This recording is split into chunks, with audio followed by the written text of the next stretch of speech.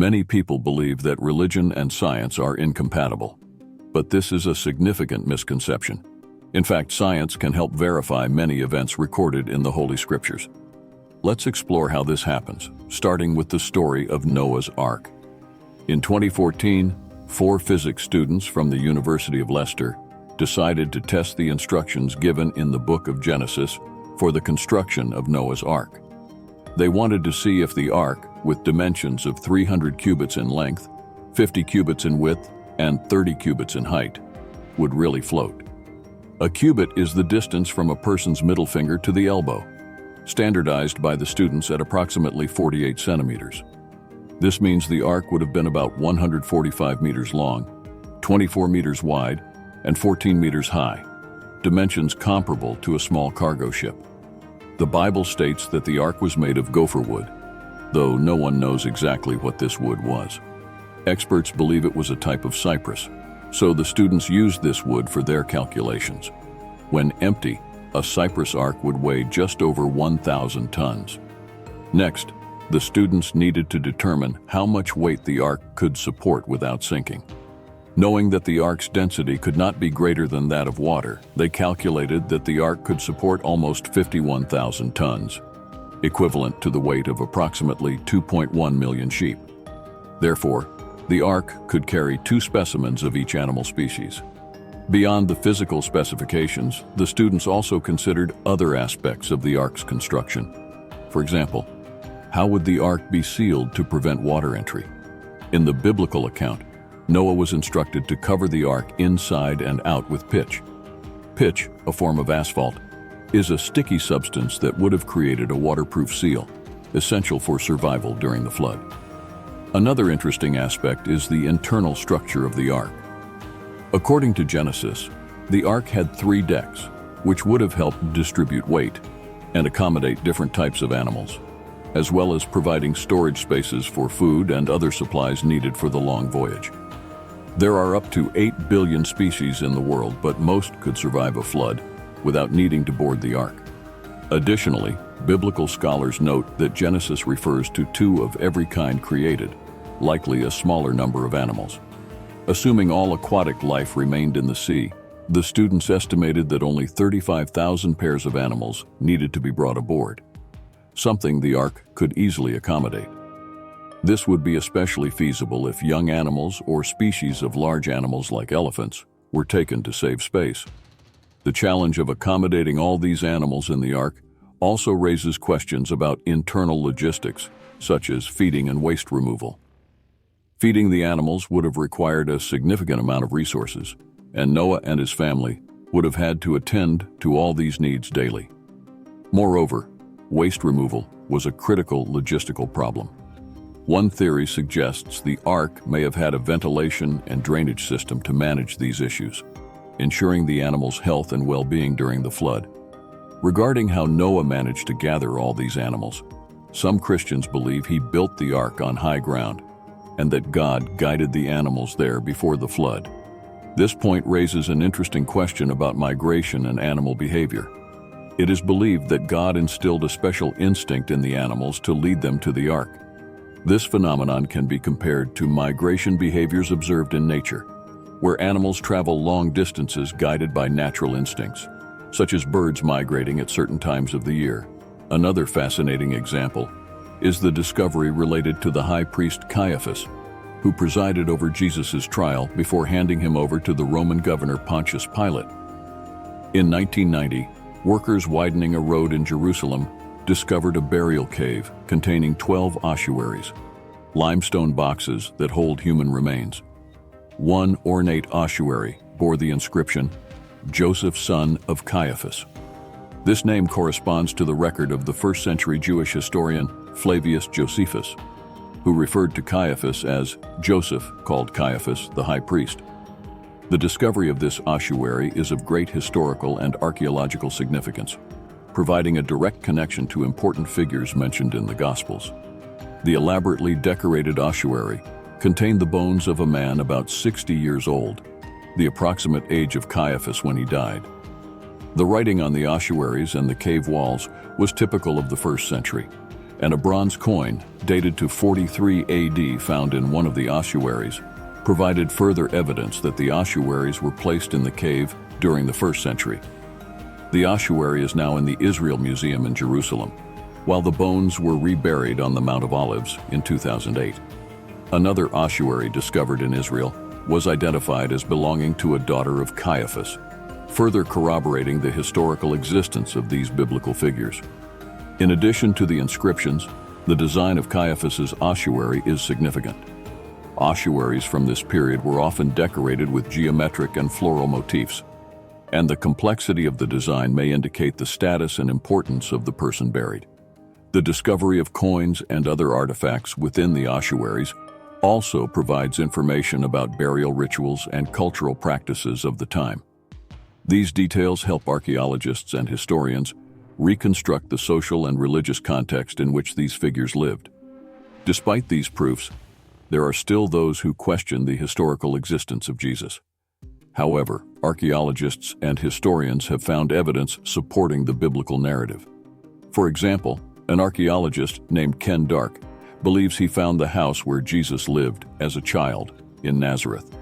The house was initially discovered in the 1880s by nuns who found a structure of mortar and stone built into a hillside. Artifacts found in the house suggest it was the residence of a Jewish family. Limestone pots, used by Jews for their perceived purity, were found there. The house in Nazareth is one of several archaeological sites that provide a more detailed view of everyday life in Jesus' time. Although the house was abandoned in the 1st century, it was identified as Jesus' house during the Byzantine period and decorated with mosaics. The Byzantines built the Church of the Nutrition over the house to protect it. The Crusaders reformed the structure in the 1100s, also aiming to preserve the house. Despite the house being burned down in the 13th century, archaeological evidence strongly suggests this could have been the house where Jesus grew up.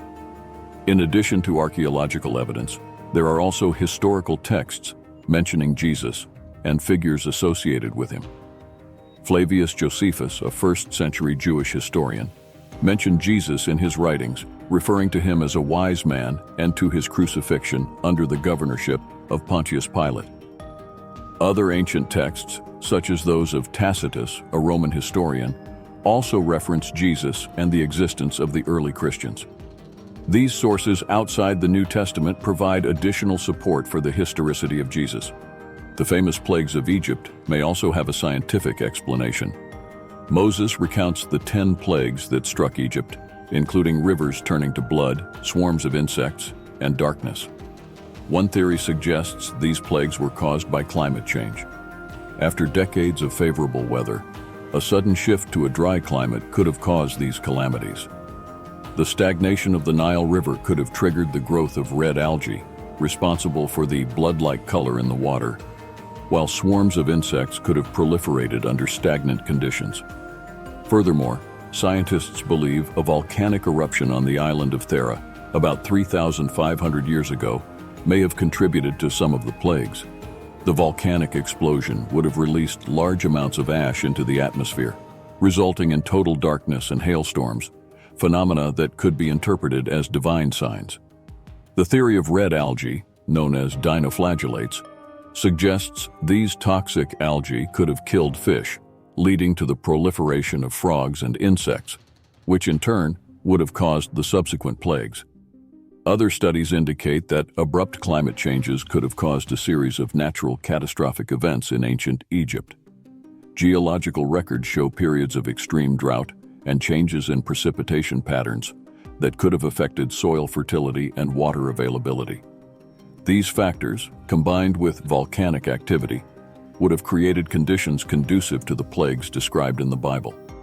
While these scientific explanations do not discount divine intervention, they offer a deeper understanding of how natural events might have been perceived as divine manifestations. Another fascinating example is the description of the walls of Jericho. The Bible recounts that the walls of Jericho fell after the Israelites marched around the city for 7 days and blew trumpets. Archaeologists excavating the site of Jericho have found evidence that the city's walls indeed fell suddenly. Studies suggest an earthquake may have caused the collapse of the walls, aligning with the biblical account. The fall of Jericho's walls is a significant event, extensively studied by archaeologists and historians. Excavations at the site have revealed a layer of destruction coinciding with the period the Israelites are said to have conquered the city. Furthermore, evidence shows the walls fell outward rather than inward, consistent with the idea that an earthquake might have been responsible for the collapse. This archaeological detail supports the biblical narrative and suggests natural events could have played a crucial role in Jericho's history. Science also supports the idea that the basic elements of the universe are invisible to the naked eye, a perspective resonating with Hebrews 11:3. By faith, we understand that the worlds were framed by the Word of God, so that the things which are seen were not made of things which are visible. Modern physics confirms that atoms, the basic units of matter, are invisible to the naked eye and make up everything around us. Identical atoms form chemical elements, which in turn constitute all objects and living beings we perceive. Atoms are composed of subatomic particles, protons, neutrons, and electrons. These particles are incredibly small, and the structure of atoms is maintained by fundamental forces of nature. The interaction between these subatomic particles is complex and fascinating, involving quantum mechanics principles that describe the behavior of particles on extremely small scales. The discovery of atoms and understanding their structure revolutionized science and provided a new perspective on the nature of matter and the universe's creation. These examples show that science does not contradict religion. Instead, it can often confirm and explain events described in the Scriptures. The coexistence of faith and science can enrich our understanding of the world and deepen our appreciation for the mystery and complexity of creation. Science allows us to explore and comprehend the mechanisms by which God might have operated, while faith offers a spiritual perspective and deeper purpose for these events. Integrating science and religion can promote a holistic view of the world, where scientific inquiry and spiritual pursuit complement each other. This approach can lead to a richer, more multifaceted understanding of reality, inspiring both the intellect and the spirit. By recognizing the validity of both domains, we can cultivate a deeper appreciation for the complexity and beauty of the created universe. These were some biblical passages corroborated by science. See you soon for more fascinating discussions. Until next time, and may God bless everyone.